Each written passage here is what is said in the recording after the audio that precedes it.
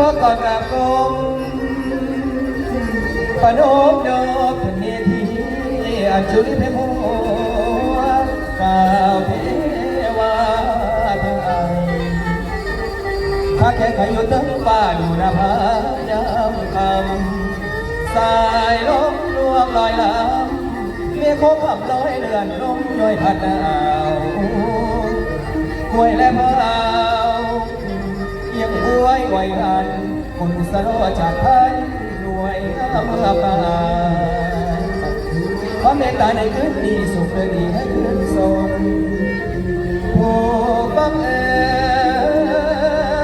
ญใครผู้มีใจประสงค์ความสิด้วยเนื้อนาให้สมแม่นางมโนให้ได้แฟนผู้โกทั้งคนหนุ่มและคนสาวสมศักดิ์จะเป็นฟ้าอย่าได้มีความหอนจะคอยพรมาใบเป็นแรงใจให้คนเดินสาธุเด้อคอยสุขเลิ